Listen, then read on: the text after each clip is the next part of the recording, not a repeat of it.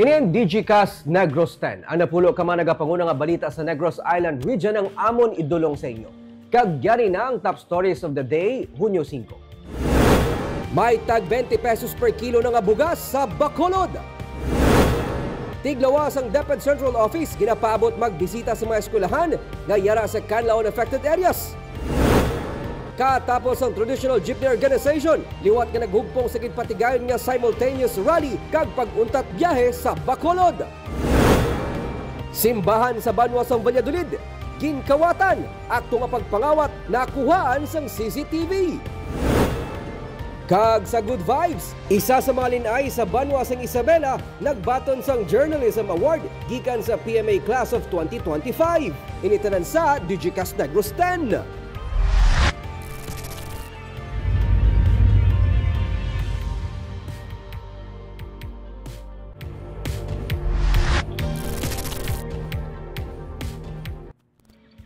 Sa number 10, mga nag-Grand athletes nga nagdaog sa medalya sa palarong pambansa 2025 ang nagbaton kay sa agas sang ilang cash incentive gikan sa probinsya sang Negros Occidental. Ang mga record breaker ang may duga nga incentive.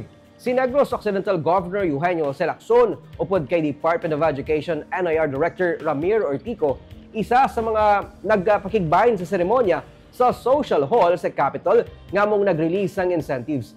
10,000 pesos ang incentive para sa nagdaog sang gold, 7,000 pesos ang nagdaog sang silver medal, kag 4,000 pesos naman ang bronze medalist. May dugang nga 10,000 pesos para naman sa mga nag-break sang record sa Tagsaka Sport event. Nanguna sa mga atleta si Nico Villaran sang Romanito Maravilla National High School sa Bacolod nga record breaker sa athletics kag nagdaog sang duha ka gold para sa 400-meter hurdles kag 110-meter hurdles, isa ka silver kag isa ka bronze sa 4x400-meter relay. Record breaker man ang gold medalist nga si Christine Rose Toquero sang Binagyuhan Elementary School sa Escalante City para sa javelin throw. 18 tanan ka mga gold ang gidaog sang Negros Occidental sa palarong pambansa, pinakamadamo nga contribution para sa Western Visayas Medal Hall. Masobra sa 1.3 million pesos tanan ang na-release nga pondo para sa mga palarong pambansa medalist. Sa banason nga tuig, mag-compete ng Negros Occidental sa idalom sang Negros Island region. Bagay nga suno kay Ortico ang ginahandaan na. I'm so excited to be part of the gathering kasi hindi lang dahil namimigay si Gov Bong ng pera, pero this is one way of para bang mapaalam na sa mga magulang na we really value yung sipag, yung tiyaga, yung pagsisikap ng mga kabataan natin sa Negros Occidental.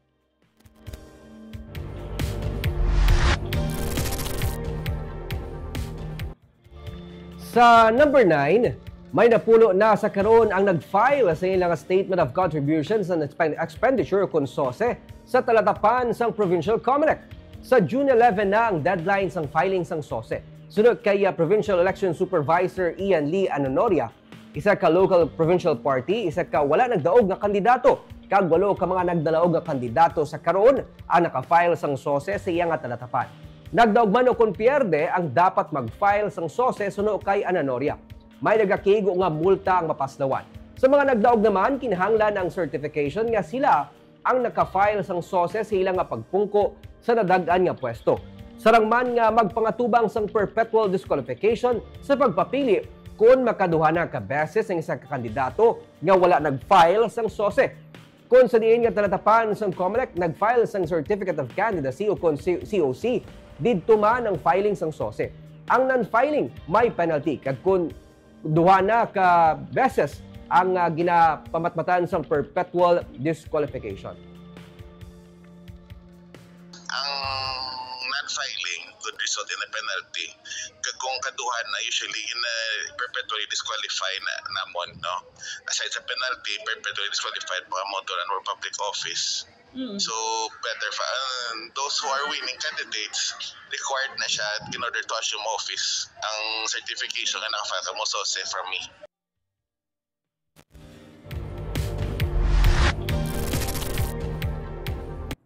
Sa number 8, Sugar Regulatory Administration plano nga hugta ng pagpatuman sa quarantine measures batok sa gina-import nga mga patdan agud mapunggan ang halit sang RSSI sa tubo.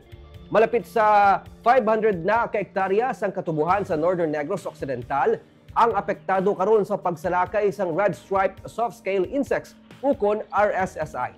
Pero may 15 kahektarya na ang naluwas, paagi man sa palabot ng mga insecticides sang Sugar Regulatory Administration gikan sa Department of Agriculture para sa mga apektado nga manguma.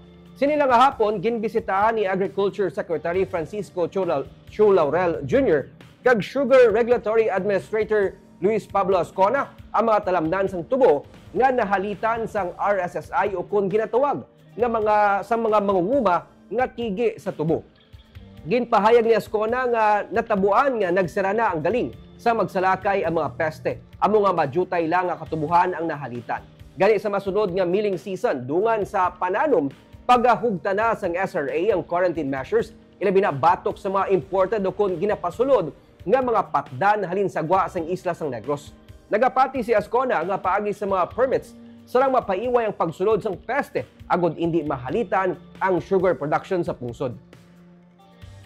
So, ang future moving forward, ang inaplano na mo ni Secretary is ang transfer bala sa patdan inter-island nga transfers, kinahanglan i-require ni sila permit from SRA and Bureau of Plant Industry. How about banning? Bali, more or less ma-quarantine ta. So, controlled ang transfer. Quarantine lang. Para nga, or informed ta, para nga kung may matabo magin like this, may people responsible, ma-trace sa dayon. So, may mataguro permit system.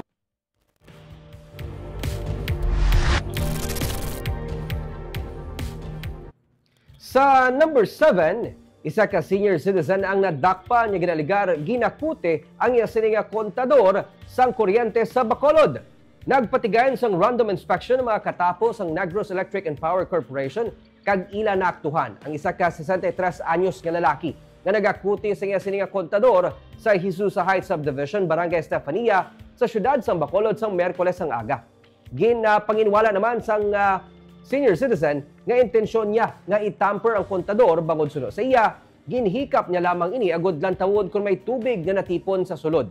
Magapangatubang ang senior citizen nga gindala sa Police Station 4 sang kaso may angot sa Republic Act 7832 kon ang Anti-Electricity Pilferage Act kag illegal use of electricity.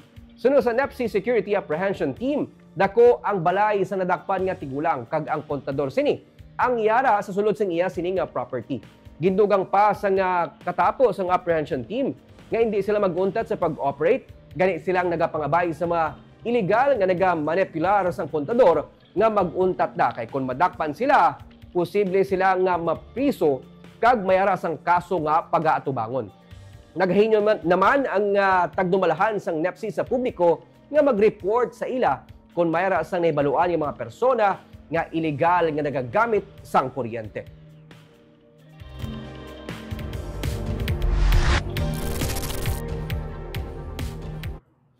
Sa number 6, kapin sa 153 million pesos nga balor sang illegal nga droga na kumpiskar sa Bacolod sa sulod sang napulo ka bulan.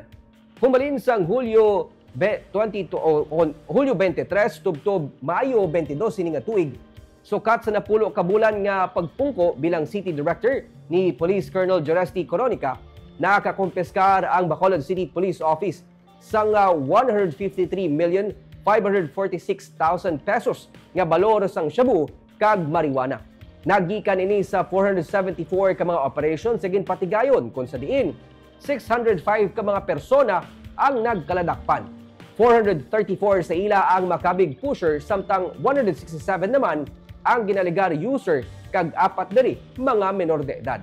Sa mga gindakop, 115 ang ginakabig nga high value individual kag 490 naman ang ginakabig street-level individual. Base sa records ng BCPO, suma total 961 ka mga kaso angot sa Republic Act 9165 ukon ang Comprehensive Dangerous Drugs Act of 2002 ang napasaka batok sa mga suspect.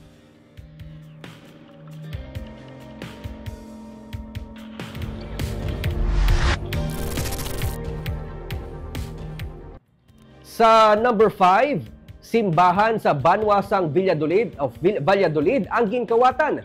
Pagpangawat ang nakuhaan sang CCTV video. Isa ka lalaki ang nagsulod sa simbahan sang Our Lady of Guadalupe sa Barangay Poblasyon sa Banwa, sang Valladolid. Hindi para magpangamuyo, kundi para mangawat sa Martes ang hapon. Makita sa kopya sa closed-circuit television camera kung CCTV footage ang pagbitbit sa lalaki sa isa ka Kevlar portable Bluetooth speaker. Yung ginabulubanta nagabalor sang 10,000 pesos. Ginagamit ang nasambit nga speaker sa mga area mass sang parokya.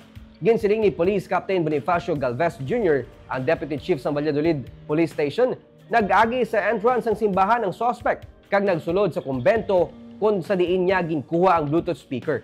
Naka-long sleeve shorts, nakakalo kag shades, kag may dala nga helmet ang amo nga lalaki. Makita man sa CCTV nga nagpalagyo ini dala ang speaker sakay sa motorsiklo. Suno kay Galvez, padayon ang investigasyon sang PNP sa suspect nga tubtob karon wala pa sang identity. Nagayo ang simbahan kag kapulisan sa kung sino man ang nakakilala sa amo nga lalaki o kung gintanyagan sa nasambit nga speaker nga magpakig-angot sa ila agod ini ang giliyon nga ma-recover. Gina-monitor naton sa ma'am kag gina na kung sa atong pumuluyo nga in case nga may ara kasi may tanyag sa ila sang sining nga mga kasubong nga items is kung pwede magpahibalo sila sa aton para at least ma-follow up naton.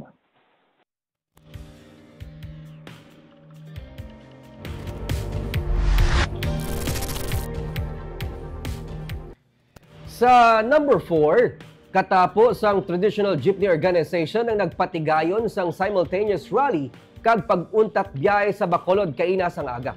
Nag-ida sa kilid sang flyover sa Barangay Bata sa Bacolod ang mga traditional jeepney nga wala na kaina nagbiyahe. Upod ang ilang mga drivers kag operators nga nag-upod sa rally kag nagpanawagan para sa pag-untat biyahe sang grupo sang Bacod Manibela. Ginsiling ni Rudy Catedral, ang chairperson sang Bacod o Bacolod Alliance of Commuters, Operators and Drivers, na nagakadapat nga matagaan sila sang bag-o nga mga prangkisa paagi sa Provisional Authority na gina-issue sang Land Transportation Franchising and Regulatory Board. Iniagod nga makabiyahe sila sang legal sa mga dalanon. Ang mga traditional jeepney nga wala nagupod sa consolidation sa ginapatuman nga Public Utility Vehicle Modernization Program ang wala na matagaan sang Provisional Authority pumalin sa nagdigad nga tuig. Upod sa katapos ang Bacod ang grupo nga Kinetco nga nagrally sa Bacolod Public Plaza. Kabayan sa panawagan nila ang ginaduso nga financial subsidy agod nga ma-rehabilitate ang mga nagabiyahe nga traditional jeepney sa pungsod. As nang ginastadiyan, i-renew kami anay kay malapit na ang aton nga abre klase. Mabudlayan naman ang aton nga pamuluyo sa amon nga paguntat biyahe.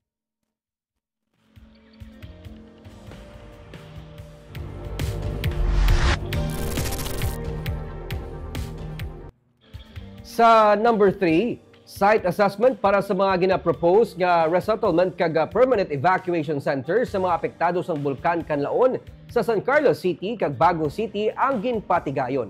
Nagkalain-lain nga mga tiglawas gikan sa nanari-sari nga mga government agencies nga muman ang naga-comprise ang technical working group ang nag-evaluate sa mga sites o kung lugar nga ginaduso bilang resettlement kag evacuation centers.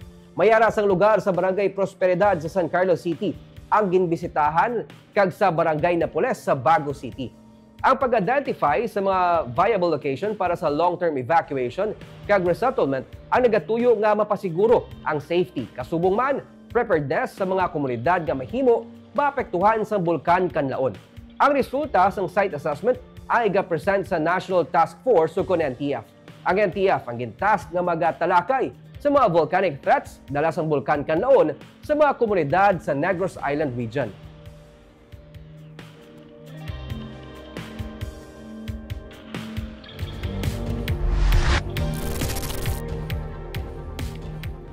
Sa number 2, tiglawas ang Department of Education Central Office ginapaabot magbisita sa mga eskwelahan ngayara sa Kanlaon affected LGUs.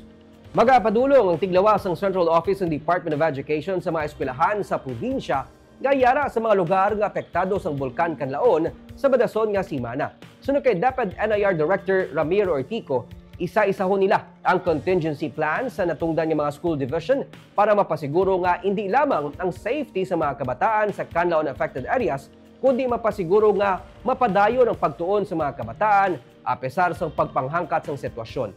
Ginklaro ni Artico nga importante ang learning engagement sa mga kabataan. Hindi manigar nga may kakulang sa classrooms, labi na nga may mga eskwelahan nga nagaserbe gihapon nga evacuation center tubtob sa karon. Pero ining gina medyo sana suno sa iya pagiman sa pag-adjust ng mga schedule sa mga learners. Dugang pa niya ginakinahanglan ng bulig kag kooperasyon sagtag sa ka-stakeholder para mapasiguro ang tayuyon nga pagtuon sa mga kabataan. Sa June 16 na magabukas ang klase kag ginapasiguro sang DepEd nga handa ang tag sa kaeskwelahan sa mga apektado nga area para diri. Yung classes na pwede man yan na ilang oras sa umaga, ilang oras sa hapon. Basta ngayon ko lang yung advice ko sa mga superintendents, ng 5 superintendents affected na areas na wala talagang learning engagement. Hindi yan siya pwede. Kahit kung saan sila ina-accommodate, dapat may engagement. So yun ang tutukan natin. Bahala na kung hindi siya perfect. Basta at least gusto ko lang na mapagpatuloy yung pag-aaral ng mga bata. Kahit nahirapan kami, nahirapan yung mga magulang, patuloy lang ang laban.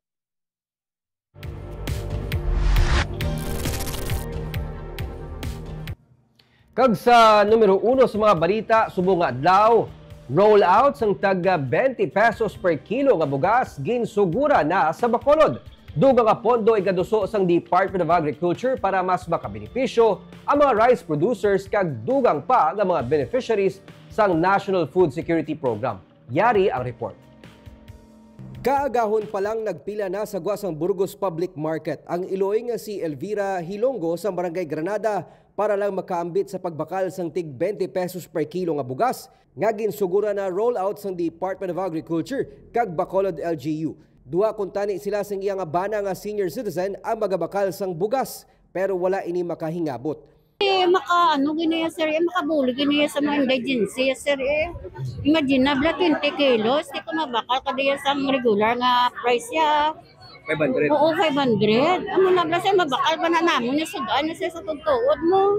Antes ginsugura ng pagbaliga sang bugas gikan sa National Food Authority, gintiluan mismo ng Agriculture Secretary Francisco Chu Laurel Jr. kag ni Mayor Albi Benitez kag sa mga local officials ang tiniga nga NFA rice. Ginpahayag ni Laurel nga gikan mismo sa mga local farmers ang supply sang bugas gani makasigurong mga bumalakal nga di kalidad ang bugas. Habang natitikman ng ating mga mamamayan na ito ay maganda, masarap, walang amoy, walang bukbok. Ang instruction ni President Bongbong Marcos ay may latag itong programa na ito as soon as possible and make sure na 2026 to 2028 ay suportado ito at tuloy-tuloy ang supply. Make sure din yung quality ng bigas kaya nakita nyo ay maganda.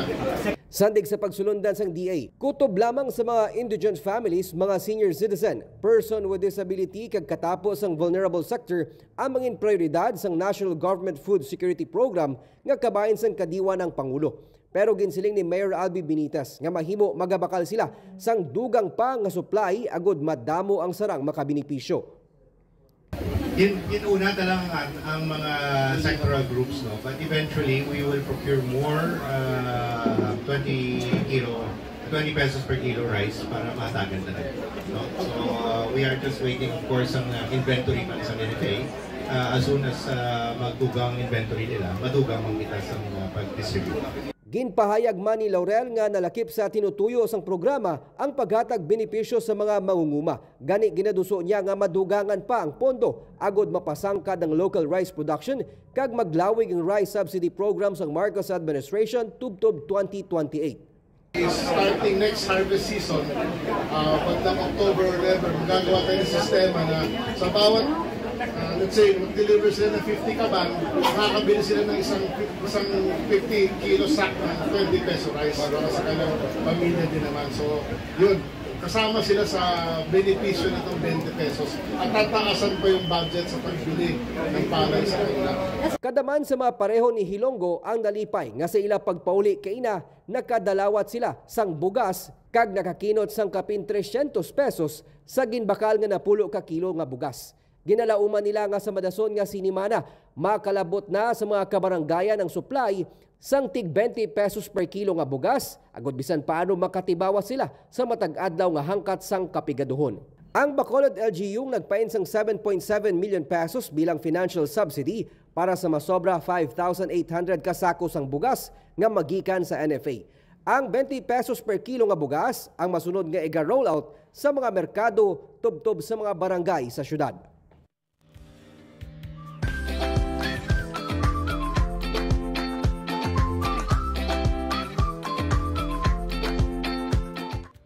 Kag sa Good Vibes, isa sa mga anay kandidata sang linay sa banwa sang Isabela, ang isa man sa anom ka mga top-performing female cadet sa Philippine Military Academy. Siya man ang nagbaton sang Journalism Award gikan sa PMA Class of 2025.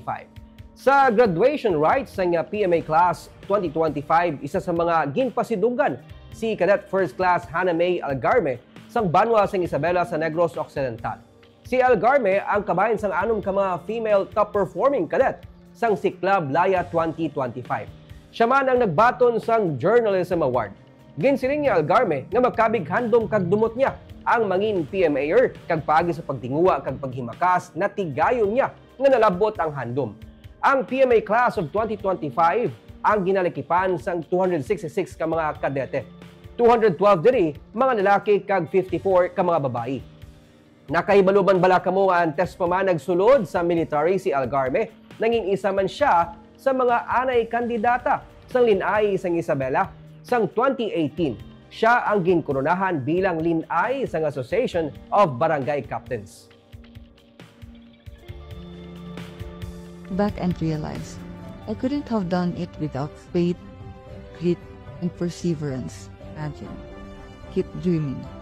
Hold on to that dream with firmness, with hope, and work your way up to it, one step at a time, at your own pace. Kag antes kita magtakop sa liwat shoutout sa aton nga mga live viewers sa Facebook. Kay John Randolph Rubin, John Peter, Romy Castillo, Sir, mayong hapon sa Barangay 29, Jubea Janala sa Baguio City. Kay Gloria Bantigue sa Pulupandan, Johnny Gel, Jasri Hevero, nagapa-shoutout liwat sa iya nga mga kaupdanan dira sa Sarait sa Himamaylan City. Kay Elsa De Pedro, mayong hapon ma'am, Salvador Española, sang Hinigaran, Nene Denlos sang Escalante City, Sir Nene Grande sang Banwa sang Moises Padilla, mayong hapon sir. Suman kay Romy Jessam, kay Nelson Leonora watching from Dubai, Maria Fe Barredo, may pa-shoutout siya sa mga taga Sagay City. Nene Denlos na siling tanan kag si RF Diamond. Sumuman kay Aida Palencia sang Taiwan, kay Maricon Hayashi, kag Nanette Santos, kag kay Sir Boy Montalvo sang Bacolod Taytung High School Thunderbolts. Kag amuyad to ang top stories of the day tubtubwas. Ako si Nico Delfin.